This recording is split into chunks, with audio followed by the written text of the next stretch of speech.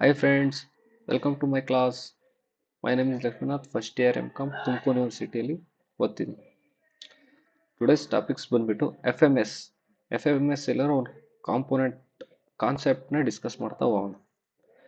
First R B I rate policies, ಇದನ್ನ bank rate policies ಅಂತಾನೂ ಕರೀತಾರೆ. ಫಸ್ಟ್ ಒನ್ ಬೈ ಒನ್ ನೋಡ್ತಾ ಹೋಗೋಣ. Bank rate, repo rate, reverse repo rate, C R R, S L R, S D F R, M S F, ಇವನ್ನೆಲ್ಲ one by one ಕ್ಲೀನಾಗಿ discuss ಮಾಡ್ತಾ ಹೋಗೋಣ. ಇವೆಲ್ಲ ಏನು, ಇವೆಲ್ಲ ಯಾವ ಥರ ವರ್ಕ್ ಮಾಡುತ್ತೆ ಅಂತ ನೋಡ್ತಾ ಹೋಗೋಣ. ಫಸ್ಟ್ಗೆ ಬಂದ್ಬಿಟ್ರೆ ಇವೆಲ್ಲ ಫ್ರೇಮ್ ಮಾಡಿರೋದು ಆರ್ ಬಿ ಐ ತಾನೆ. ಆರ್ ಬಿ ಐ ಬಗ್ಗೆ ಒಂದು ಸ್ವಲ್ಪ ಮಾಹಿತಿ ಬೇಕಲ್ವಾ, ನೋಡ್ತಾ ಹೋಗೋಣ. ಆರ್ ಬಿ ಐ ಅಂದರೆ ಏನಿಲ್ಲ, ಇದು first 1934 R B I act ಪ್ರಕಾರ 1935 ಅಲ್ಲಿ ಆರ್ ಬಿ ಐ ಎಸ್ಟಾಬ್ಲಿಷ್ ಆಗುತ್ತೆ. ಇದೇನಕ್ಕೆ ಎಸ್ಟಾಬ್ಲಿಷ್ ಆಯ್ತಪ್ಪ ಅಂದರೆ ಎಲ್ಲ ಬ್ಯಾಂಕ್ಸ್ನ ಕಂಟ್ರೋಲ್ ಮಾಡೋಕ್ಕೆ ಒಂದು ಬ್ಯಾಂಕ್ ಬೇಕು. ಇವಾಗ ನಮ್ಮ ಇಂಡಿಯಾದಲ್ಲಿ ಎಲ್ಲ ಸ್ಟೇಟ್ನ ಕಂಟ್ರೋಲ್ ಮಾಡೋಕ್ಕೆ ನಮ್ಮ ಸೆಂಟ್ರಲ್ ಗೌರ್ಮೆಂಟ್ ಇದೆಲ್ಲ, ಆ ಥರ ಎಲ್ಲ ಬ್ಯಾಂಕ್ನ ಕಂಟ್ರೋಲ್ ಮಾಡೋಕ್ಕೆ ನಮ್ಮ ಸೆಂಟ್ರಲ್ ಬ್ಯಾಂಕ್ ಬೇಕು. ಅದಕ್ಕೋಸ್ಕರ ಇದನ್ನು ಎಸ್ಟಾಬ್ಲಿಷ್ ಮಾಡಿದ್ರು.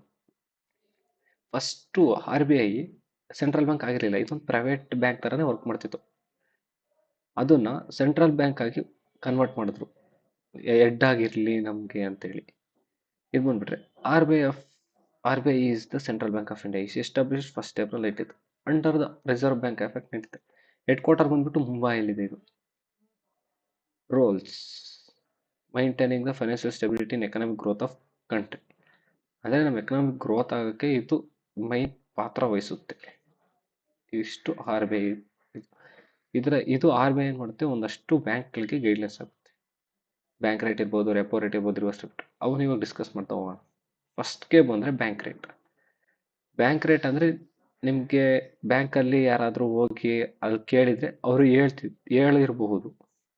ಅಂದರೆ ನನಗೆ ಗೊತ್ತಿರೋ ಪ್ರಕಾರ ಯಾರು ಕೇಳಿರಲ್ಲ, ಅದಕ್ಕೋಸ್ಕರ ಇವಾಗ ನಾನು ಹೇಳ್ತೀನಿ, ಕೇಳಿಸ್ಕೊಳ್ಳಿ. ಬ್ಯಾಂಕ್ ರೇಟ್ ಅಂದರೆ ಏನಿಲ್ಲ, bank first of all bank ಅಂದ್ರೇನು, ಅಕ್ಸೆಪ್ಟಿಂಗ್ ಡೆಪಾಸಿಟ್ ಲೆಂಡಿಂಗ್ ಲೋನ್ಸ್. ಪಬ್ಲಿಕ್ಕಿಂದ ದುಡ್ಡು ತಗೊಳುತ್ತೆ ಬ್ಯಾಂಕ್, ಅದನ್ನೇ ಲೋನ್ ಮುಖಾಂತರ ಪಬ್ಲಿಕ್ಕಿಗೆ ಕೊಡುತ್ತೆ. ಯಾರ ಹತ್ರ ಜಾಸ್ತಿ ದುಡ್ಡು ಇದೆಯೋ ಅವ್ರ ಹತ್ರ ತಗೊಳುತ್ತೆ, ಯಾರ ಹತ್ರ ದುಡ್ಡು ಇಲ್ವೋ, ಏನಕ್ಕಾದ್ರೂ ಬಿಸ್ನೆಸ್ ಪರ್ಪಸ್ಗಾಗಿರ್ಬೋದು, ಅಗ್ರಿಕಲ್ಚರ್, ಅದು ಅವ್ರಿಗೆ ಲೋನ್ ಆಗಿ ಕೊಡುತ್ತೆ. ಅದನ್ನು ಬ್ಯಾಂಕ್ ರೇಟ್ ಅಂತೀವಿ, ಅದು ಬ್ಯಾಂಕ್ ಅಂತೀವಿ. ಬ್ಯಾಂಕ್ ರೇಟ್ ಅಂದರೆ ಇವಾಗ ಬ್ಯಾಂಕ್ ಏನು ಮಾಡುತ್ತೆ, ಅಕ್ಸೆಪ್ಟಿಂಗ್ ಡೆಪಾಸಿಟ್ ಮಾಡುತ್ತೆ. ಫಾರ್ ಎಕ್ಸಾಂಪಲ್, ಒಂದು ವರ್ಷಕ್ಕೆ 100 ಕೋಟಿ ಡೆಪಾಸಿಟ್ ಆಗಿರುತ್ತೆ. ಅದೇ ಥರ ಲೋನು ಒಂದೂವರೆ ಕೋಟಿ, 1 ಕೋಟಿ ಏನಾಗಿರುತ್ತೆ ಡೆಪಾಸಿಟ್ ಆಗಿರುತ್ತೆ, 1.25 ಕೋಟಿ ಲೋನ್ ರಿಕ್ವೈರ್ ಬೇಕು ಅಂತ ಬಂದಿರ್ತಾರೆ ಬಿಸ್ನೆಸ್ ಮ್ಯಾನ್ಸ್. 1 ಕೋಟಿ ಏನು ಮಾಡುತ್ತೆ, ಅಕ್ಸೆಪ್ಟಿಂಗ್ ಡೆಪಾಸಿಟ್ನ ಕೊಡುತ್ತೆ. ಇನ್ನು 50 ಲ್ಯಾಕ್ ಇದೆಯಲ್ಲ, ಅದನ್ನೇನು ಮಾಡುತ್ತೆ, ಆರ್ ಬಿ ಐ ಹತ್ರ ಹೋಗಿ ಕೇಳುತ್ತೆ, ನಂಗೆ ಈ ಥರ ಲೋನ್ ಬೇಕು ಅಂತ. ಆರ್ ಬಿ ಐ ಏನು ಮಾಡುತ್ತೆ, ಕೊಡುತ್ತೆ. ಯಾವ ಮುಖಾಂತರ ಕೊಡುತ್ತೆ, ಎನಿ ಕೊಲ್ಯಾಟರಲ್ಸ್ ಅಂದರೆ ಏನೇ ಸೆಕ್ಯೂರಿಟೀಸ್ ಇಸ್ಕೊಳ್ದೇನೋ, ಬಾಂಡ್ಸು, ಗೋಲ್ಡು ಏನು ಇಸ್ಕೊಳ್ದಲೆ, ಗೌರ್ಮೆಂಟ್ ಸೆಕ್ಯೂರಿಟಿ ಇಸ್ಕೊಳ್ದಲೆ ಆರ್ ಬಿ ಐ ಬ್ಯಾಂಕ್ಸ್ಗೆ ಕೊಡುತ್ತೆ ಲೋನ್ ಮುಖಾಂತರ. ಅದು ಯಾವುದು, ಲಾಂಗ್ ಟರ್ಮ್ ಲೋನ್ ಮುಖಾಂತರ ಕೊಡುತ್ತೆ. ಈಗಿನ ಬ್ಯಾಂಕ್ ರೇಟ್ ಬಂದ್ಬಿಟ್ಟು 5.50% ಬ್ಯಾಂಕ್ ರೇಟ್ ಇದೆ. ಇಷ್ಟು ಪರ್ಸೆಂಟು ಆ long term loan, for example 3 to 5 years ಅಬೋ ಇರ್ಬೇಕು ಲಾಂಗ್ ಟರ್ಮ್ ಲೋನ್ಸ್ ಅಂದರೆ. ಅಷ್ಟರ ಒಳಗಡೆ ಅಷ್ಟಾದ್ಮೇಲೆ ರೀಪೇಮೆಂಟ್ ಮಾಡೋದಕ್ಕೆ ಇಯರ್ಲಿ 5.5% ಆರ್ ಬಿ ಐಗೆ ಲೋನ್ ಇಂಟ್ರೆಸ್ಟ್ ಕಟ್ಟಬೇಕು ಬ್ಯಾಂಕ್ಸ್. ಅದನ್ನ ನಾವು ಬ್ಯಾಂಕ್ ರೇಟ್ ಅಂತೀವಿ. ಲಾಂಗ್ ಟರ್ಮ್ ಪರ್ಪಸ್ಗೆ ತಗೊಳೋದೇ ಬ್ಯಾಂಕು ಆರ್ ಬಿ ಐ ಹತ್ರ ಸಾಲ ಮಾಡುತ್ತೆ ಲಾಂಗ್ ಟರ್ಮ್ಗೆ, ಅದನ್ನೇ ನಾವು ಬ್ಯಾಂಕ್ ರೇಟ್ ಅಂತ ಕರಿತೀವಿ. ಇದು ಯಾವ ಥರ ವರ್ಕ್ ಆಗುತ್ತಪ್ಪ, ಫಸ್ಟ್ ಮೀನಿಂಗ್ ತಿಳ್ಕೊಳ್ಳೋಣ. Bank rate is the rate of interest charged by the RBI on long-term loans and advance given to the commercial bank and other financial institution without any collateral. ಆಗಲೇ ಹೇಳೋದು, ಯಾವುದೇ securities ಇಲ್ದಲೆ R B I ಏನು ಮಾಡುತ್ತೆ, commercial ಬ್ಯಾಂಕ್ಗೆ loan ಕೊಡುತ್ತೆ. ಅದನ್ನು bank rate ಅಂತೀವಿ. ಸಿಂಪಲ್ ಡೆಫಿನೇಷನ್ಸ್ ಇದೆ, ನೋಡ್ಕೊಳ್ಳಿ. Next, how bank rate works. First bank rate ನಮಗೆ ಇನ್ಕ್ರೀಸ್ ಆಗ್ತಿರುತ್ತೆ, ಡಿಕ್ರೀಸ್ ಆಗಿರುತ್ತೆ. Every 2 months one time R B I ಏನು ಮಾಡುತ್ತೆ, ಮೀಟಿಂಗಲ್ಲಿ ಆರ್ ಬಿ ಐ ರೇಟ್ ಇರ್ಬೋದು, ಬ್ಯಾಂಕ್ ರೇಟ್ ಇರ್ಬೋದು, reverse repo rate, reverse repo rate ಇವೆಲ್ಲ ಚೇಂಜ್ ಮಾಡ್ತಾ ಇರುತ್ತೆ ನಮ್ಮ ಎಕನಾಮಿಕ್ ಗ್ರೋತ್ ಇದ್ರ ಮೇಲೆ. ಅವಾಗ ಇನ್ಕ್ರೀಸ್ ಮಾಡಿದ್ರೆ ಯಾವ ಥರ ಎಫೆಕ್ಟ್ ಆಗುತ್ತೆ, ಡಿಕ್ರೀಸ್ ಮಾಡಿದ್ರೆ ಯಾವ ಥರ ಎಫೆಕ್ಟ್ ಆಗುತ್ತೆ ಅಂತ ನೋಡೋಣ. When bank rate increase the bank rate, borrowing became A costly of banks. ಅಂದ್ರೆ ಇವಾಗ ಬ್ಯಾಂಕ್ ರೇಟ್ ಏನಾನ ಇನ್ಕ್ರೀಸ್ ಮಾಡಿಬಿಟ್ರೆ ಸಡನ್ ಆಗಿ ಯಾರು ಲೋನ್ ತಗೊಳಕ್ ಬರಲ್ಲ, ಜಾಸ್ತಿ ಲೋನ್ ಹಾಕ್ತಾರೆ ಅವಾಗ, ಪರ್ಸೆಂಟೇಜ್ ಜಾಸ್ತಿ ಬೀಳುತ್ತೆ, ಅದಕ್ಕೆ ಲೋನ್ ತಗೊಳಕ್ ಯಾರು ಬರಲ್ಲ. Bank increase their lending rates. ಅಂದ್ರೆ ಇವಾಗ ಲೆಂಡಿಂಗ್ ಲೋನ್ಸ್ ಕೊಡುತ್ತಲ್ಲ, ಅವಾಗ ಜಾಸ್ತಿ ರೇಟ್ ಆಗಿಬಿಡುತ್ತೆ, ಕಸ್ಟಮರ್ಸ್ ಯಾರು ಮುಂದೆ ಬರಲ್ಲ ಲೋನ್ ತಗೊಳಕ್ಕೆ. ಅವಾಗೇನಾಗುತ್ತೆ, ಬ್ಯಾಂಕ್ಸ್ಗೆ ಎಲ್ಲಿಂದನೂ ಲೋನ್ ಬರೀ ಅಕ್ಸೆಪ್ಟಿಂಗ್ ಡೆಪಾಸಿಟ್ ಮಾತ್ರ ಇರುತ್ತೆ, ಲೋನ್ಸ್ ಮಾತ್ರ ಯಾರು ತಗೊಳಕ್ಕೆ ಬರಲ್ಲ.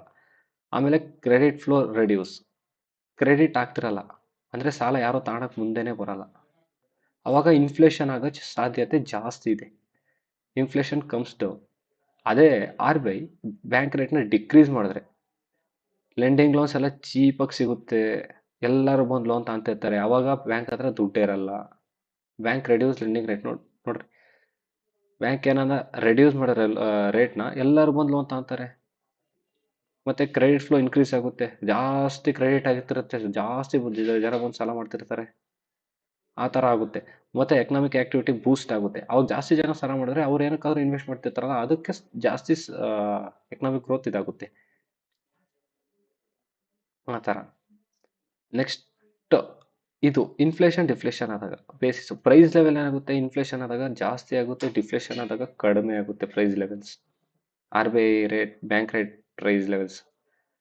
ಮತ್ತೆ value of money, money value ಏನಾಗುತ್ತೆ, ಡಿಕ್ರೀಸ್ ಆಗ್ತಾ ಹೋಗುತ್ತೆ ಇನ್ಫ್ಲೇಷನ್ ಆದರೆ, ಡಿಫ್ಲೇಷನ್ ಆದಾಗ ಇನ್ಕ್ರೀಸ್ ಆಗುತ್ತೆ. Purchasing power falls, rice.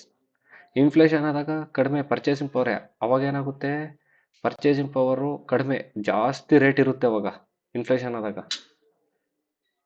ಮನಿ ವ್ಯಾಲ್ಯೂ ಡಿಕ್ರೀಸ್ ಆಗಿರುತ್ತಲ್ಲ, ಇಲ್ಲಿ ಪರ್ಚೇಸಿಂಗ್ ಪ್ರೈಸ್ ಜಾಸ್ತಿ ಕಡಿಮೆ ಇರುತ್ತೆ, ಮತ್ತೆ ಇಲ್ಲಿ ಪರ್ಚೇಸಿಂಗ್ ಪ್ರೈಸ್ ರೈಸು. ಇಲ್ಲಿ ಮನಿ ವ್ಯಾಲ್ಯೂ ಇನ್ಕ್ರೀಸ್ ಆದಾಗ ಪರ್ಚೇಸಿಂಗ್ ಪ್ರೈಸ್ ಜಾಸ್ತಿ ಇರುತ್ತೆ, ಅವಾಗ ಡಿಮ್ಯಾಂಡ್ ಜಾಸ್ತಿ ಇರುತ್ತೆ. ಇದು ಇನ್ಫ್ಲೇಷನ್ ಅಂಡ್ ಡಿಫ್ಲೇಷನ್. ನೆಕ್ಸ್ಟ್ ಬಂದ್ಬಿಟ್ಟು ರೆಪೋ ರೇಟ್. ಈ ಬ್ಯಾಂಕ್ ರೇಟ್ ಏನ್ ಮಾಡುತ್ತೆ, ಲಾಂಗ್ ಟರ್ಮ್ಗೆ ಕೊಡುತ್ತೆ ಸೆಕ್ಯೂರಿಟೀಸ್, ಅದು ಬ್ಯಾಂಕಿಗೆ ಕೊಡುತ್ತೆ. ರೆಪೋ ರೇಟ್ ಬಂದ್ಬಿಟ್ಟು ರೀಪರ್ಚೇಸ್ ರೇಟ್, ಅಂದ್ರೆ ಬ್ಯಾಂಕು ಶಾರ್ಟ್ ಟರ್ಮ್ಗೆ ಲೋನ್ ಕೊಡೋದು. ಶಾರ್ಟ್ ಟರ್ಮ್ಗೆ ಯಾವ ಥರ ಲೋನ್ ಕೊಡುತ್ತಪ್ಪ ಅಂದರೆ, ಅಲ್ಲಿ ಬ್ಯಾಂಕ್ ರೇಟಲ್ಲಿ ಎನಿ ಕೊಲೆಟರಲ್ ಸೆಕ್ಯೂರಿಟೀಸ್, ಏನು ಗೌರ್ಮೆಂಟ್ ಸೆಕ್ಯೂರಿಟೀಸ್ ಇಸ್ಕೊಳ್ದಲೆ ಅಲ್ಲಿ ತಗೊಳುತ್ತೆ. ಇಲ್ಲೇನು ಮಾಡುತ್ತೆ, ಒಂದಷ್ಟು ಗೌರ್ಮೆಂಟ್ ಸೆಕ್ಯೂರಿಟೀಸ್ ಕೊಂಡು ನಾನು ಇಷ್ಟು ಪೀರಿಯಡಲ್ಲಿ ನಾನು ರಿಟರ್ನು ನಿಮಗೆ ಪೇ ಮಾಡಿ, ಆರ್ ಬಿ ಐ ಹತ್ರ ಲೋನ್ ತಗೊಂಡಿರುತ್ತೆ, ಇಷ್ಟು ದಿನದಲ್ಲಿ ನಿಮಗೆ ರಿಟರ್ನ್ ಪೇ ಮಾಡಿ ನಾನು ನಂದು ಸೆಕ್ಯೂರಿಟೀಸ್ನ ತಗೊತೀನಿ ಅಂತ ಹೇಳ್ಬಿಟ್ಟು ಸ್ವಲ್ಪ ಅಮೌಂಟ್ ತಗೊಂಡಿರುತ್ತೆ. ಅದನ್ನೇನಂತೀವಿ ನಾವು, ರೆಪೋ ರೇಟ್ ಅಂತೀವಿ. ಇಲ್ಲಿ ನೋಡಿ, R B I bank, R B I ಏನು ಮಾಡುತ್ತೆ, ಬ್ಯಾಂಕಿಗೆ ಕಡಿಮೆ, ಬ್ಯಾಂಕ್ ರೇಟ್ಗಿಂತ ಕಡಿಮೆ ಇರುತ್ತೆ ಇಲ್ಲಿ ರೆಪೋ ರೇಟ್. ಅದನ್ನ ಆರ್ ಬಿ ಐ ಏನು ಮಾಡುತ್ತೆ, ಬ್ಯಾಂಕಿಗೆ ಅಮೌಂಟ್ ಕೊಡುತ್ತೆ. ಯಾವ ಟೈಮಲ್ಲಿ ಬ್ಯಾಂಕ್ ಹತ್ರ ಅಮೌಂಟ್ ಇಲ್ಲ ಅಂದರೆ ಶಾರ್ಟ್ ಟರ್ಮ್ಗೆ, ಮತ್ತೆ ಸೆಕ್ಯೂರಿಟೀಸ್ನ ಹಣ ಇಟ್ಕೊಂಡಿರುತ್ತೆ, ಆ ಸೆಕ್ಯೂರಿಟೀಸ್ನ ತಿರ್ಗಾ ಬ್ಯಾಂಕ್ ತಗೊಂಡು ಅಮೌಂಟ್ ರೀಪೇ ಮಾಡಿ ಆರ್ ಬಿ ಐ ಹತ್ರ ಸೆಕ್ಯೂರಿಟಿನ ತಿರ್ಗಾ ಮತ್ತೆ ಪರ್ಚೇಸ್ ಮಾಡುತ್ತೆ. ಇದನ್ನ ರೆಪೋ ರೇಟ್ ಅಂತ. ಇದು ಶಾರ್ಟ್ ಟರ್ಮ್ ಪರ್ಪಸ್ಗೆ ತಗೊಳೋದೇ ರೆಪೋ ರೇಟ್. ಲಾಂಗ್ ಟರ್ಮ್ ಪರ್ಪಸ್ಗೆ ತಗೊಳೋದು ಅದು bank rate. Meaning, repo rate is the rate of interest at which the Reserve Bank of India lends short-term money to commercial banks against the government securities. ನಾನು ಆಗಲೇ ಹೇಳಿದಾಗೆ government ಸೆಕ್ಯೂರಿಟೀಸ್ನ ಇಸ್ಕೊಂಡು short term ಪರ್ಪಸ್ಗೆ amount ಕೊಡುತ್ತೆ. Banks sell the government security to R B I and agree to repurchase them later at a higher price. ಅಂದರೆ ಇವತ್ತು for example ಅಂದರೆ ಇವಾಗ ಬ್ಯಾಂಕ್ ಏನು ಮಾಡುತ್ತೆ, ಆರ್ ಬಿ ಐಗೆ ಒಂದೆರಡು ಸೆಕ್ಯೂರಿಟೀಸ್ನ ಸೇಲ್ ಮಾಡುತ್ತೆ, ಒಂದು 10,000 ತಗೊಂಡಿರುತ್ತೆ. ನಾಳೆ ಏನು ಮಾಡುತ್ತೆ, ಅದಕ್ಕಿಂತ ಜಾಸ್ತಿ ಪೇ ಮಾಡಿ, ಫಾರ್ ಎಕ್ಸಾಂಪಲ್ 11,000 ಪೇ ಮಾಡಿ ಸೆಕ್ಯೂರಿಟೀಸ್ನ ಮತ್ತೆ ಪರ್ಚೇಸ್ ಮಾಡುತ್ತೆ. ಅವಾಗ ಆರ್ ಬಿ ಐಗೆ ಎಷ್ಟು, 1,000 ಪ್ರಾಫಿಟ್ ಇರುತ್ತೆ. ಅದನ್ನ ಶಾರ್ಟ್ ಟರ್ಮ್ ಬಳಸ್ಕೊಳ್ತಿರೋದಕ್ಕೆ ರೆಪೋ ರೇಟ್ ಅಂತೀವಿ. ಇದು ಯಾವ ಥರ ವರ್ಕ್ ಆಗುತ್ತಪ್ಪ, how to repo rate works. Banks face short term funds, ಅಂದರೆ ಬ್ಯಾಂಕ್ ಏನು ಮಾಡುತ್ತೆ, ಅಕ್ಸೆಪ್ಟಿಂಗ್ ಡೆಪಾಸಿಟ್ ಮಾಡುತ್ತೆ, ಲೋನ್ ಕೊಟ್ಟಿರುತ್ತೆ, ಲೋನ್ ಅವ್ರು ರಿಪೇಮೆಂಟ್ ಮಾಡ್ತಿರಲ್ಲ, ಆವಾಗ ಏನು ಮಾಡುತ್ತೆ ಬ್ಯಾಂಕು ಶಾರ್ಟ್ ಟರ್ಮ್ಗೆ ಫಂಡ್ ಬೇಕಿರುತ್ತಲ್ಲ, ಅದಕ್ಕೆ ಆರ್ ಬಿ ಐ ಹತ್ರ ಹೋಗಿ ಸಾಲ ಮಾಡುತ್ತೆ. ಆರ್ ಬಿ ಐ ಸುಮ್ಮನೆ ಕೊಡುತ್ತಾ, ಅದಕ್ಕೆ ಅಪ್ರೋಚ್ ಮಾಡಬೇಕು, ಸೆಕ್ಯೂರಿಟೀಸ್ ಕೊಡ್ತೀನಿ, ನನ್ನ ಹತ್ರ ಗೋಲ್ಡ್ ಇದೆ, ಗೋಲ್ಡ್ ಕೊಡ್ತೀನಿ, ನಂಗೆ ಶಾರ್ಟ್ ಟರ್ಮ್ ಪರ್ಪಸ್ ಕೊಡು, ನಾನು ಹೈಯರ್ ಪ್ರೈಸ್ ರಿಟರ್ನ್ ಕೊಡ್ತೀನಿ ನಾನು ಅಂತೇಳ್ಬಿಟ್ಟು ಅಪ್ರೋಚ್ ಮಾಡುತ್ತೆ. ಅವಾಗ ಆರ್ ಬಿ ಐ ಕೊಡುತ್ತೆ. R B I gives money from against the securities. R B I ಏನು ಮಾಡುತ್ತೆ, ಎಗನೆಸ್ಟ್ ದ ಸೆಕ್ಯೂರಿಟೀಸ್ ಕೊಂಡು ಆರ್ ಬಿ ಐ ಲೋನ್ ಕೊಡುತ್ತೆ. Bank repay amount which repo rate after short term period. ಅಷ್ಟು period ಆದ್ಮೇಲೆ repay ಮಾಡುತ್ತೆ R B I. Bank R B ಐಗೆ repayment ಮಾಡುತ್ತೆ. ಅವಾಗ ಏನಾಗುತ್ತೆ, ಇಲ್ಲಿ ಹೈಯರ್ ಇನ್ಫ್ಲೇಷನ್ ಇದ್ದಾಗ ಇವಾಗ ಏನ್ ಮಾಡುತ್ತೆ ಆರ್ ಬಿ ಐ ಇದು ಮಾಡುತ್ತೆ. ಇನ್ಫ್ಲೇಷನ್ ಏನೋ ಜಾಸ್ತಿ ಆಗ್ತಿದ್ರೆ ರೆಪೋ ರೇಟ್ನ ಇನ್ಕ್ರೀಸ್ ಮಾಡುತ್ತೆ. ಅವಾಗ ಬಾರೋಯಿಂಗು ಕಾಸ್ಟ್ಲಿ ಆಗಿರುತ್ತೆ, ಯಾರು ತಾಣಲ್ಲ ಲೋನ್ಸು. ಆವಾಗ ಮನಿ ಸಪ್ಲೈ ಕಡಿಮೆ ಆಗುತ್ತೆ, ಮನಿ ಯಾರ ಹತ್ರನೂ ಫ್ಲೋ ಆಗ್ತಿರಲ್ಲ. ಅದೇ ಇನ್ಫ್ಲೇಷನ್ ಲೋ ಇದ್ದಾಗ ಅಂದ್ರೆ ಡಿಫ್ಲೇಷನ್ ಆಗ್ತಾ ಇರ್ಬೇಕಾದ್ರೆ ಡಿಕ್ರೀಸ್ ಮಾಡುತ್ತೆ ರೆಪೋ ರೇಟು. ಅವಾಗ ಏನ್ ಮಾಡುತ್ತೆ, ಎಲ್ಲ ಚೀಪಾಗಿ ಸಿಗುತ್ತೆ, ಅವಾಗ ಮೋರ್ ಮನಿ ಸಪ್ಲೈ ಆಗುತ್ತೆ, ಅವಾಗ ನಮ್ದು ಎಕನಾಮಿಕ್ ಗ್ರೋತ್ ಆಗುತ್ತೆ. ಅದಕ್ಕೋಸ್ಕರ ಬ್ಯಾಂಕ್ ರೇಟ್ ಆಗಿರ್ಬೋದು, ರೆಪೋ ರೇಟ್ ಆಗಿರ್ಬೋದು, ಆರ್ ಬಿ ಐ ಜಾಸ್ತಿ ಇನ್ಕ್ರೀಸು ಮಾಡಲ್ಲ, ಡಿಕ್ರೀಸು ಮಾಡಲ್ಲ, ಸ್ಟೇಬಲ್ ಆಗಿ ಮೇಂಟೈನ್ ಮಾಡ್ಕೊಂಡು ಹೋಗ್ತೀರ. ಅದಕ್ಕೋಸ್ಕರ ಇಯರ್ಲಿ 5 ಟೈಮ್ಸ್ ಏನೋ ಮಾಡುತ್ತೆ. ಇದು ಮೀಟಿಂಗ್ ಮಾಡಿದಾಗ ಈ 2 ಮಂತ್ಸ್ ಒಂದ್ಸಲಿ ನಡೆಯುತ್ತೆ. ಅದರಲ್ಲಿ ಡಿಸೈಡ್ ಮಾಡ್ತಾರೆ ನಮ್ಮ ಎಕನಾಮಿಕ್ ಕಂಡೀಷನ್ಸ್ ಎಲ್ಲ ನೋಡಿಕೊಂಡು. ಡಿಫ್ರೆನ್ಸ್ ಬಿಟ್ವೀನ್ ಮಾಡಿದ್ರೆ ಇದನ್ನ ಆರ್ ಬಿ ಐ ಮತ್ತೆ ಬ್ಯಾಂಕ್ ರೇಟ್ನ, ಫಸ್ಟ್ ನೇಚರ್ ಆಫ್ ಲೋನ್. ಇದು ಬ್ಯಾಂಕ್ ರೇಟ್ ಬಂದ್ಬಿಟ್ಟು ಲಾಂಗ್ ಟರ್ಮ್, ರೆಪೋ ರೇಟ್ ಬಂದ್ಬಿಟ್ಟು ಶಾರ್ಟ್ ಟರ್ಮ್. ಸೆಕ್ಯೂರಿಟೀಸ್ ಎಲ್ಲ ಏನು, ಬ್ಯಾಂಕ್ ರೇಟ್ಗೆ ಏನೇ ಸೆಕ್ಯೂರಿಟೀಸ್ ರಿಕ್ವೈರ್ಡ್ ಇಲ್ಲ, ಆದರೆ ರೆಪೋ ರೇಟ್ ಮಾತ್ರ ಗೌರ್ಮೆಂಟ್ ಸೆಕ್ಯೂರಿಟೀಸ್ ಕೊಟ್ಟು ನಾವು ಲೋನ್ ತಗೊಂತೀವಿ. ಪರ್ಪಸ್ ಏನಕ್ಕೆ, ಲಾಂಗ್ ಟರ್ಮ್ ಕ್ರೆಡಿಟ್ಗೆ. ಇದು short term liquidity. Short term facing day to day ಆಕ್ಟಿವಿಟೀಸ್ಗೆ ಏನಾದರೂ ದುಡ್ಡು ಬೇಕು ಅಂದರೆ ಅದನ್ನು ನಾವು ಅದಕ್ಕೆ ತಗೊತೀವಿ. ಮತ್ತೆ ಅಗ್ರಿಮೆಂಟು, ಇಲ್ಲಿ ನೋ ರೀಪರ್ಚೇಸ್ ಅಗ್ರಿಮೆಂಟ್ ಇರುತ್ತೆ ಬ್ಯಾಂಕ್ ರೇಟಲ್ಲಿ. ಮತ್ತೆ ಇದರ ರೆಪೋ ರೇಟಲ್ಲಿ ರೀಪರ್ಚೇಸ್ ನಾವು ಮಾಡ್ತೀವಿ ಅಂತ ಹೇಳ್ಬಿಟ್ಟು ಅಗ್ರಿಮೆಂಟಲ್ಲಿ ಇರುತ್ತೆ. ಮತ್ತು ಅವ್ರು ಇಷ್ಟು ಪೀರಿಯಡ್ ಆದಮೇಲೆ ರೀಪರ್ಚೇಸ್ ಮಾಡ್ತಾರೆ. ಇಂಟ್ರೆಸ್ಟ್ ರೇಟ್ ಲೆವೆಲ್ ಬಂದ್ಬಿಟ್ಟು ಇದು ಯೂಶಲಿ ಹೈಯರ್ ಇರುತ್ತೆ ಬ್ಯಾಂಕ್ ರೇಟ್ದು, ಅದಕ್ಕಿಂತ ಕಡಿಮೆ ಇರುತ್ತೆ ರೆಪೋ ರೇಟ್ದು. 125, 0.25 ಆ ಥರ ಏನೋ ಕಡಿಮೆ ಇರುತ್ತೆ. ಮತ್ತು ಫ್ರೀಕ್ವೆನ್ಸಿ ಆಫ್ ಯೂಸ್ ಅಂದರೆ ಇದು ಬ್ಯಾಂಕ್ ರೇಟ್ ಬಂದ್ಬಿಟ್ಟು ರೇರ್, ಯಾವಾಗೋ ಜಾಸ್ತಿ ಯೂಸ್ ಮಾಡೋದು, ರೇರ್ಲಿ ಯೂಸ್ ಮಾಡ್ತಾರೆ ಬ್ಯಾಂಕ್ ರೇಟ್ನ. ರೆಪೋ ರೇಟ್ ಮಾತ್ರ ರೆಗ್ಯುಲರ್ ಆಗಿ ಯೂಸ್ ಮಾಡ್ತಾನೇ ಇರ್ತಾರೆ. ನೆಕ್ಸ್ಟ್ ಬಂದ್ಬಿಟ್ಟು ಸಿ ಆರ್ ಆರ್.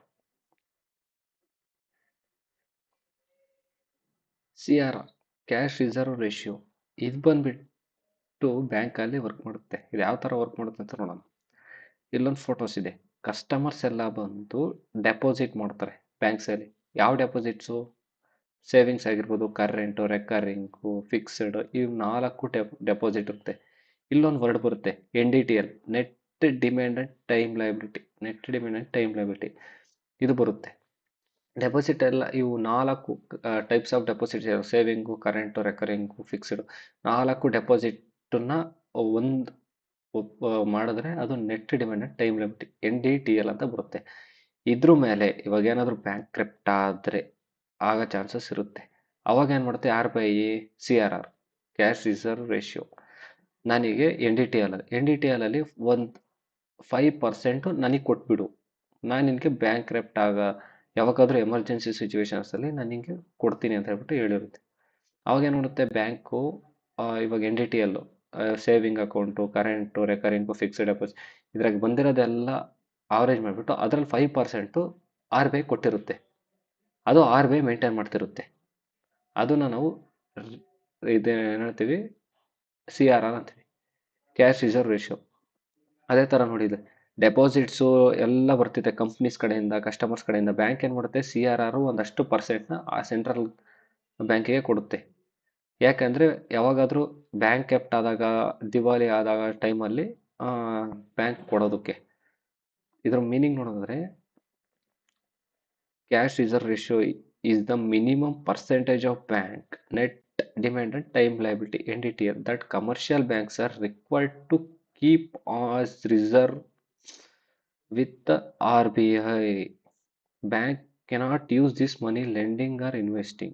ಅಂದರೆ ಈ ಮನಿನ ಇನ್ವೆಸ್ಟ್ ಮಾಡೋಕ್ಕೆ ಹೋಗಲ್ಲ, ಮತ್ತು ಲೆಂಡಿಂಗ್ ಲೋನ್ಸು ಮುಖಾಂತರ ಏನಕ್ಕೂ ಕೊಡೋಕ್ಕಲ್ಲ. ಇದು ಫಿಕ್ಸ್ ಆಗಿ ಅಲ್ಲೇ ಇರುತ್ತೆ. ಇದಕ್ಕೆ ಇಂಟ್ರೆಸ್ಟ್ ಏನು ಪೇ ಮಾಡಲ್ಲ ಆರ್ ಬಿ ಐ, ಸುಮ್ಮನೆ ಇಟ್ಟಿರುತ್ತಲ್ಲಿ. ನೋಡಿ, no interest paid by R B I and C R R balance, ಏನು ಪೇ ಮಾಡಲ್ಲ. It may charge depending upon economic condition like inflation, deflation ಅದಾಗಬೇಕಾದ್ರೆ. ಫಾರ್ ಎಕ್ಸಾಂಪಲ್ ಕೋವಿಡಲ್ಲಿ ಎಲ್ಲ ದುಡ್ಡು ಜಾಸ್ತಿ ಫ್ಲೋ ಆಗಲೇ ಇಲ್ಲ, ಎಲ್ಲ ಆನ್ಲೈನ್ ಮುಖಾಂತರನೇ ಆಯಿತು. ಅವಾಗ ಇನ್ಫ್ಲೇಷನ್ ಆಗ್ತಾ ಬರ್ತಾ ಇದ್ದಾಗ ಅವಾಗ ಏನು ಮಾಡುತ್ತೆ, ಇದು ಸಿ ಆರ್ ಆರ್ನ ಸ್ವಲ್ಪ ಕಡಿಮೆ ಮಾಡುತ್ತೆ. ಆರ್ ಬಿ ಐ ಇಟ್ಕೊಳೋದಕ್ಕೆ ಎಲ್ಲ ಬ್ಯಾಂಕ್ಸ್ ಹತ್ರನೇ ಇಟ್ಕೊಳುತ್ತೆ, ಅವಾಗ ಕ್ಯಾಶ್ ಫ್ಲೋ ಹೋಗಲಿ ಅಂತ. ಇಂಪ್ಯಾಕ್ಟ್ ಏನೇನಾಗಿತ್ತಪ್ಪ ಅಂದರೆ, increase in C R R, bank keep more money to R B I. C R R ಏನಾದರೂ ಇನ್ಕ್ರೀಸ್ ಮಾಡಿಬಿಟ್ರೆ ಆ ಬ್ಯಾಂಕು ಆರ್ ಬಿ ಐಗೆ ಜಾಸ್ತಿ ಅಲರ್ಟ್ ಇರುತ್ತೆ. ಇದು ಲೆಂಡಿಂಗ್ ಲೋನ್ಸ್ ಆಗಿರ್ಬೋದು ಮತ್ತೆ ಡೆಪಾಸಿಟ್ಸ್ ಅವ್ರಿಗೆ ರೀಪೇಮೆಂಟ್ ಮಾಡೋಕ್ಕಿರ್ಬೋದು ಕಷ್ಟ ಆಗಿರುತ್ತೆ. ಅದಕ್ಕೆ ಸಿ ಆರ್ ಆರ್ನ ಇನ್ಕ್ರೀಸು ಡಿಕ್ರೀಸು ಕಡಿಮೆ ಮಾಡೋದು. ಮತ್ತೆ ಸಿ ಆರ್ ಆರ್ನ ಡಿಕ್ರೀಸ್ ಮಾಡಿಬಿಟ್ರೆ more funds available in banks. ಅಂದರೆ ಜಾಸ್ತಿ ದುಡ್ಡಿರುತ್ತೆ ಬ್ಯಾಂಕಲ್ಲಿ. ಬ್ಯಾಂಕಲ್ಲಿ ಜಾಸ್ತಿ ದುಡ್ಡು ಇಟ್ಬಿಟ್ರೆ ಕಳ್ಳರು ಎಲ್ಲರೂ ಬಂದು ತಗೊಂಡೋಗಿ ಕದಿಯಕ್ಕೆ ನೋಡ್ತಿರ್ತಾರೆ. ಇನ್ನು ಲೋನ್ಸು ಕೊಡ್ತಿರಲ್ಲ, ಅವಾಗ ಸಿ ಆರ್ ಆರ್ ಕಡಿಮೆ ಆದರೆ ಅವಾಗ ಲೋನ್ಸು ತಗೊಂಡಿರಲ್ಲ, ತಗೊಳಕ್ ಬರಲ್ಲ ಯಾರೂ ಜಾಸ್ತಿ. ಆ ಥರ ಆಗ್ತಿರುತ್ತೆ. ಮತ್ತೆ ಎಕನಾಮಿಕ್ ಬೂಸ್ಟ್ ಆಗುತ್ತೆ. ಅಂದರೆ ಬ್ಯಾಂಕಲ್ಲಿ ದುಡ್ಡಿದ್ರೆ ಅವರು ಬ್ಯಾಂಕ್ ಕಡೆ ಇನ್ವೆಸ್ಟ್ ಮಾಡ್ತಿರ್ತಾರೆ. ಎಸ್ ಎಲ್ ಆರ್ ಅಲ್ಲಿ ಇಟ್ಕೊಂಡಿರ್ತಾರೆ. ಎಸ್ ಎಲ್ ಆರ್ ಕಾನ್ಸೆಪ್ಟ್ ಬಂದ ಹೇಳ್ತೀನಿ. ಎಸ್ ಎಲ್ ಆರ್ ಅಲ್ಲಿ ಜಾಸ್ತಿ ಮನಿ ಇರುತ್ತೆ, ಅದನ್ನ ಮತ್ತೆ ಆರ್ ಬಿ ಐಗೆ ರಿಟರ್ನ್ ಕೊಟ್ಟಿರುತ್ತೆ. ಅದು ಏನು ಇಂಟ್ರೆಸ್ಟ್ ಕೊಡೋ ಮುಖಾಂತರ ಅದಕ್ಕೆ ಲೋನ್ ಕೊಟ್ಟಿರುತ್ತೆ. ನೆಕ್ಸ್ಟು ಅಡ್ವಾಂಟೇಜ್ ಆ್ಯಂಡ್ ಡಿಸ್ಅಡ್ವಾಂಟೇಜಸ್ ನೋಡೋದಾದ್ರೆ, advantages helps to R B I control money policy. ಅಂದರೆ ಆರ್ ಬಿ ಐ ಹೆಲ್ಪ್ ಮಾಡುತ್ತೆ ಬ್ಯಾಂಕ್ ಏನಾರ ಕ್ರಿಪ್ಟ್ ಆಗೋಕ್ಕೂ ಮುಂಚೆನೇ ಇದು ಮಾಡಿದ್ರೆ. ಎನ್ಶೂರ್ ಬ್ಯಾಂಕಿಂಗ್ ಸ್ಟೆಬಿಲಿಟಿ, ಅಂದರೆ ಅದು ಇವಾಗ ಎಲ್ಲ ಎಕ್ಸೆಪ್ಟಿಂಗ್ ಡೆಪಾಸಿಟ್ ಎಲ್ಲ ಒಂದೇ ಸರಿ ಲೋನ್ ಕೊಟ್ಬಿಟ್ಟಿರ್ತಾರೆ ಬಂದಿರೋದೆಲ್ಲ. ಇವ್ರೇನು ಮಾಡ್ತಾರೆ, ಅವಾಗ ದುಡ್ಡಿರಲ್ಲ, ಅವಾಗ ಆರ್ ಬಿ ಐ ಹತ್ರ ಸಿ ಆರ್ ಆರ್ ಇತ್ತಲ್ಲ ಅದು ಅವಾಗ ಅಪ್ರೋಚಸ್ ಮಾಡಿದಾಗ ಸಿ ಆರ್ ಆರ್ ಕೊಡುತ್ತೆ. ಅವಾಗ ಡೆಪಾಸಿಟರ್ಸ್ಗೆ ಕೊಡೋಕ್ಕೆ ಸೇರೋಗುತ್ತೆ. ಪ್ರೊಟೆಕ್ಟರ್ ಡೆಪಾಸಿಟರ್ ಇಂಟ್ರೆಸ್ಟ್, ಅಂದರೆ ಡೆಪಾಸಿಟ್ ಮಾಡ್ತಾರೆ ಅವ್ರನ್ನ ಪ್ರೊಟೆಕ್ಟ್ ಮಾಡೋದಕ್ಕೆ ಸಿ ಆರ್ ಆರ್ ಹೆಲ್ಪ್ ಮಾಡುತ್ತೆ. Effective tool of fight to inflation ಆಗದಂಗೆ ತಡೆಯೋದಕ್ಕೆ ಹೆಲ್ಪ್ ಮಾಡುತ್ತೆ C R R. No interest on disadvantage ಬಂದರೆ no interest on C R R. ಇದಕ್ಕೆ ಸಿ ಆರ್ ಆರ್ಗೆ ಯಾವುದೇ ಇಂಟ್ರೆಸ್ಟು ಬರಲ್ಲ. ರಿಡ್ಯೂಸ್ ಬ್ಯಾಂಕ್ ಪ್ರಾಫಿಟಬಿಲಿಟಿ, ಅಂದರೆ ಬ್ಯಾಂಕ್ ಪ್ರಾಫಿಟ್ನ ಕಡಿಮೆ ಮಾಡ್ತಾ ಇರ್ತದೆ. ಇದು ಸಿ ಆರ್ ಆರ್ ಇಂಟ್ರೆಸ್ಟ್ ಬರಲಿ, ಅದು ಬ್ಯಾಂಕ್ ಹತ್ರನೇ ಇದ್ದರೆ ಅವ್ರು ಬೇರೆ ಕಡೆ ಇನ್ವೆಸ್ಟ್ ಮಾಡಿ ಪ್ರಾಫಿಟ್ ಆದರೂ ಮಾಡ್ಬೋದಾಯ್ತು, ಪ್ರಾಫಿಟ್ ಬರಲ್ಲ. ಐ ಸಿ ಆರ್ ಆರ್ ಮೇಲೆ ಸ್ಲೋ ಎಕನಾಮಿಕ್ ಗ್ರೋತ್, ಅಂದರೆ ಸಿ ಆರ್ ಆರ್ ಜಾಸ್ತಿ ಆರ್ ಬಿ ಐ ಹತ್ರ ಇಟ್ಕೊಂಡ್ರೆ ಸುಮ್ಮನೆ ಅಲ್ಲಿ ಇರುತ್ತೆ, ಅದಕ್ಕೇನು ಇರಲ್ಲ. ಆವಾಗ ಎಕನಾಮಿಕ್ ಗ್ರೋತ್ ಕಡಿಮೆ ಆಗ್ತಾ ಇರುತ್ತೆ. ಲಿಮಿಟೆಡ್ ಕ್ರೆಡಿಟ್, ಅಂದರೆ ಸಾಲ ತಗೊಳೋರೆಲ್ಲ ಲಿಮಿಟಾಗಿ ತಗೊತಿರ್ತಾರೆ, ಜಾಸ್ತಿ ತಗೊಳಕ್ಕೆ ಹೋಗೋದಿಲ್ಲ, ಆ ಥರ ಬರುತ್ತೆ. ಮತ್ತೆ ಇವಾಗ ಸಿ ಆರ್ ಆರ್ ಅಂದರೆ ಒಂದಷ್ಟು amount bank R B I ಇರುತ್ತೆ. ಎಸ್ ಎಲ್ ಆರ್ ಅಂದರೆ ಬ್ಯಾಂಕ್ಗೆ ಅದ್ರ ಹತ್ರನೇ ಒಂದಷ್ಟು ಅಮೌಂಟ್ ಇಟ್ಕೊಳಕ್ಕೆ ಆರ್ ಬಿ ಐ ಹೇಳುತ್ತೆ. ಯಾಕಂದರೆ ಇನ್ಫ್ಲೇಷನ್ ಟೈಮಲ್ಲಿ ನೋಡಿ, ಡೆಪಾಸಿಟರ್ಸು ಕಂಪ್ನೀಸು ಎಲ್ಲ ಬ್ಯಾಂಕಿಗೆ ಇನ್ವೆಸ್ಟ್ ಮಾಡುತ್ತೆ. S L R 18% of N D T, ಅಂದರೆ ಎನ್ ಡಿ ಟಿ ಅಂದರೆ ನೆಟ್ ಡಿಮ್ಯಾಂಡ್ ಟೈಮ್ ಲಿಮಿಟ್. ಅದರಲ್ಲಿ ಅಂದರೆ ರೆಕರಿಂಗು, ಸೇವಿಂಗು, ಕರೆಂಟು, ಫಿಕ್ಸ್ಡ್ ಅದರಲ್ಲಿ ಎಲ್ಲದ್ರಾಗೂ 18% ಎತ್ಕೊಂಡಿರು. ಅಲ್ಲಿ ಎಷ್ಟು 5%, ಟೋಟಲ್ ಎಷ್ಟಾಯಿತು 22%, 23% ಅಷ್ಟು ಇಲ್ಲೇ ಸುಮ್ಮನೆ ಇಟ್ಕೊಂಡಿರುತ್ತೆ. ಇನ್ನು ಮಿಕ್ಕಿರೋದೆಷ್ಟು 77%, 78% ಲೋನ್ಸ್ ಕೊಡೋ ಮುಖಾಂತರ ಬ್ಯಾಂಕ್ ಆ್ಯಕ್ಟಿವಿಟೀಸ್ ಮಾಡ್ಬೋದು ಅಂತ ಆರ್ ಬಿ ಐ ಹೇಳುತ್ತೆ. ಇದು ಏನು ಸಿ ಆರ್ ಆರ್ ಸುಮ್ಮನೆ ಕೊಡುತ್ತಾ? ಸಿ ಆರ್ ಆರು 18%, ಅದು ಕ್ಯಾಶಲ್ಲಾದರೂ ಇಟ್ಕೋಬೋದು, ಗೋಲ್ಡಲ್ಲಾದರೂ ಇಟ್ಕೋಬೋದು, ಗೌರ್ಮೆಂಟ್ ಸೆಕ್ಯೂರಿಟೀಸಲ್ಲಾದರೂ ಇಟ್ಕೋಬೋದು. ಅಂದರೆ ಸಿ ಆರ್ ಆರ್ ಮಾತ್ರ ಕ್ಯಾಶಲ್ಲೇ ಕೊಡಬೇಕು, ಯಾವುದಕ್ಕೆ ಆರ್ ಬಿ ಐಗೆ. ಎಸ್ ಎಲ್ ಆರ್ ಅಂದರೆ ರಿಕ್ವೈರ್ ಇಲ್ಲ, ಕ್ಯಾಶಲ್ಲಾದರೂ ಇಟ್ಕೋ, ಗೋಲ್ಡಲ್ಲಾದರೂ ಇಟ್ಕೋ, ಸೆಕ್ಯೂರಿಟೀಸಲ್ಲಾದರೂ ಇಟ್ಕೋ. ಅಂದರೆ ಮೈನ್ ಫಸ್ಟು ಬ್ಯಾಂಕ್ ಏನು ಮಾಡುತ್ತೆ, ಸೆಕ್ಯೂರಿಟೀಸು ಮತ್ತು ಗೋಲ್ಡಲ್ಲಿ ಫಸ್ಟ್ ಇಟ್ಕೊಳುತ್ತೆ. ಇವೆರಡು ಆದಮೇಲೆ ಮಿಕ್ಕಿರೋದು ಮಾತ್ರ ಕ್ಯಾಶಲ್ಲಿ ಇಟ್ಕೊಳುತ್ತೆ. ಯಾಕಂದರೆ ಗೋಲ್ಡು ಮತ್ತು securities day by day increase ಆಗ್ತಾ ಇರುತ್ತೆ ಅದರದ್ದು ವ್ಯಾಲ್ಯೂ. ಅಂದರೆ ಕ್ಯಾಶ್ದು ಇನ್ಕ್ರೀಸ್ ಆಗಲ್ವಲ್ಲ, ಇದು ಪ್ರಾಫಿಟ್ ಆದರೂ ಆಗುತ್ತೆ ಅಂತ ಹೇಳ್ಬಿಟ್ಟು ಇದು ಫಸ್ಟು ಬ್ಯಾಂಕ್ ಈ ಥರ ಮಾಡುತ್ತೆ. ಇದ್ರ ಮೀನಿಂಗ್ ನೋಡೋದಾದರೆ, statutory liquidity ratio S L R is a minimum percentage of bank N D T L. Net demand and time ಲಯಬಿಲಿಟಿಯಲ್ಲಿ ಒಂದಷ್ಟು ಪರ್ಸೆಂಟ್ ಇಟ್ಕೊಳ್ರಿ, ಕ್ಯಾಶ್ ಆಗಿರ್ಬೋದು, ಗೋಲ್ಡು, ಗೌರ್ಮೆಂಟ್ ಸೆಕ್ಯೂರಿಟೀಸಲ್ಲಿ. It may charges and depending on economic condition like inflation, deflation ಆದಾಗ ಮಾತ್ರ ಇದು ಕೆಲಸ ಮಾಡುತ್ತೆ.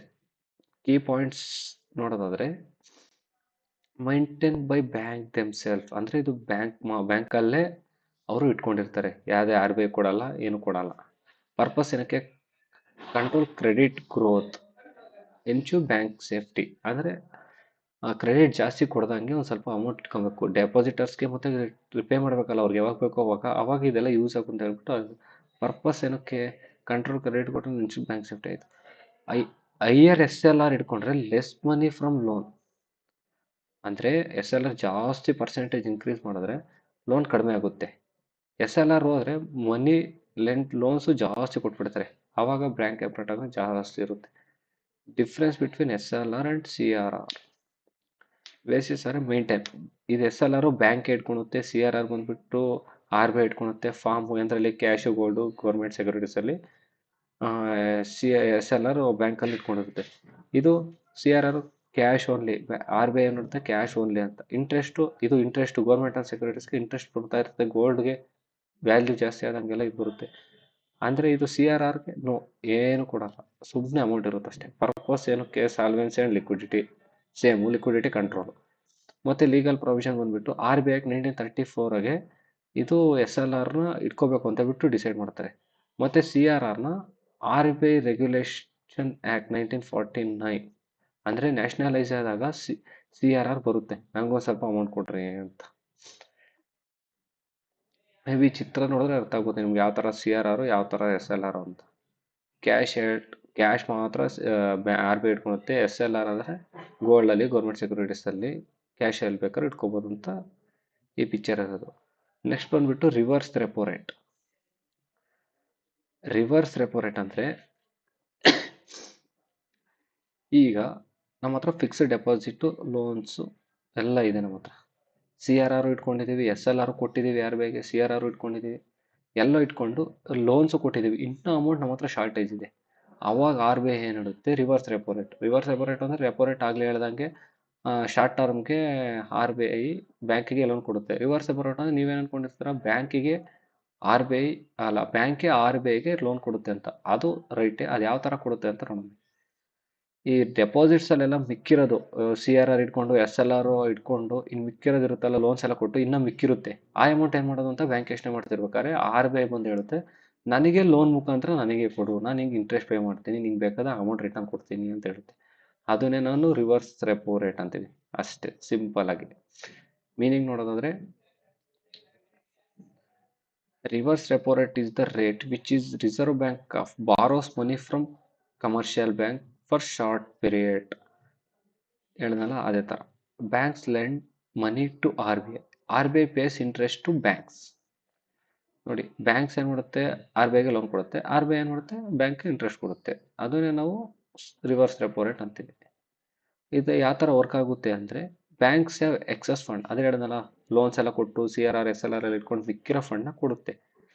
ಅದನ್ನೇ ನಾವು ಆ ಥರ ವರ್ಕ್ ಆಗುತ್ತೆ. They deposit their funds in R, ಅಂದರೆ ಆರ್ ಬಿ ಐ ಹತ್ರ ಹೋಗಿ ಡೆಪಾಸಿಟ್ ಮಾಡುತ್ತೆ. ನಾವು ಯಾವ ಥರ ಬ್ಯಾಂಕರ್ಸ್ ಕಸ್ಟಮರ್ಸ್ ಬಂದು ನಮಗೆ ಡೆಪಾಸಿಟ್ ಮಾಡಿದಾಗ ನಾವು ಅವ್ರು ಇಂಟ್ರೆಸ್ಟ್ ಪೇ ಮಾಡಬೇಕು, ಬ್ಯಾಂಕರು ಆರ್ ಬಿ ಐಗೆ ಹೋದಾಗ ಆ ಥರ ಹೋಗಿ ಡೆಪಾಸಿಟ್ ಮಾಡಿದಾಗ ಅವ್ರು ಇಂಟ್ರೆಸ್ಟ್ ಪೇ ಮಾಡ್ತಾರೆ. R B I give government security. ಅದ್ರ ಬದಲಾಗಿ ಆರ್ ಬಿ ಐ ಏನು ಮಾಡುತ್ತೆ? ಗೌರ್ಮೆಂಟ್ ಸೆಕ್ಯೂರಿಟೀಸ್ ಕೊಡುತ್ತೆ. ನಾವು ಇದು ಕೊಟ್ಟಿರೋದಕ್ಕೋಸ್ಕರ R B I pay interest in reserve repo rate. R B I interest pay ಮಾಡುತ್ತೆ ಇಯರ್ಲಿ ಒಂದ್ಸಲಿ. ಎಕ್ಸಾಂಪಲ್, ರಿವರ್ಸ್ ರೆಪೋ ರೇಟ್ 3.35 ಇದ್ದಾಗ a bank deposit 100 crore with R B I. R B I pays interest to bank 3.35. ಆದರೆ 100 crores R B I bank deposit ಮಾಡಿದ್ರೆ 103 crores interest ಸಮೇತ ಕೊಡಬೇಕು ಅಂತ ಇಲ್ಲಿ ಹೇಳೋದು. ಇಂಪ್ಯಾಕ್ಟ್ ಯಾವ ಥರ ಆಗುತ್ತಪ್ಪ ಅಂದರೆ, ಇನ್ಕ್ರೀಸ್ ಏನಂದ್ರೆ ರಿವರ್ಸ್ ರೆಪೋ ರೇಟ್ ಆದರೆ bank prefer depositing money to R B I. Reverse repo ರೇಟ್ಗಿನ ರಿವರ್ಸ್ ರೆಪೋ ರೇಟ್ ಕಡಿಮೆ ಇರುತ್ತೆ, ಅಲ್ಲ ಬ್ಯಾಂಕ್ ರೇಟ್ಗಿನ. ಯಾಕೆ ಅಂದರೆ ಅವಾಗ ಏನಾಗುತ್ತೆ, ಬ್ಯಾಂಕ್ ರೇಟ್ ಬಿಟ್ಟು ಇವ್ರು ಪಬ್ಲಿಕ್ಸ್ ಎಲ್ಲ ಕೊಡೋದು ಬಿಟ್ಟು ಇವ್ರು ಬ್ಯಾಂಕ್ ಹತ್ರನೇ ಡೆಪಾಸಿಟ್ ಮಾಡೋಕೆ ಹೋಗ್ತಾರೆ. ಅದಕ್ಕೋಸ್ಕರ increase, less money available for lending. ಅಂದರೆ ಕಡಿಮೆ ಲೋನ್ ಕೊಡೋಕ್ಕೆ ಕಡಿಮೆ ದುಡ್ಡಾಗಿರುತ್ತೆ. Money supply decreases, inflation reduces. Inflation ಆಗೋದು ಕಡಿಮೆ ಮಾಡುತ್ತೆ. Decrease in reverse repo rate, ಆವಾಗ banks lending more to public. Credit flow ಕಡಿಮೆ ಆಗುತ್ತೆ, ಎಕನಾಮಿಕ್ ಗ್ರೋತ್ ಇಂಪ್ರೂವ್ಸ್ ಆಗುತ್ತೆ. ಈ ವಿಡಿಯೋ ಇಷ್ಟಕ್ಕೆ ಎಂಡ್ ಮಾಡ್ತೀನಿ. ಪಾರ್ಟ್ 2 ಮಾಡ್ತೀನಿ ಈ ವಿಡಿಯೋನ. ಅದು ಇನ್ನು ಮಿಕ್ಕಿರೋ 2-3 ಕಾನ್ಸೆಪ್ಟು ನೆಕ್ಸ್ಟ್ ವಿಡಿಯೋದಲ್ಲಿ ಕವರ್ ಮಾಡ್ತೀನಿ. Thank you.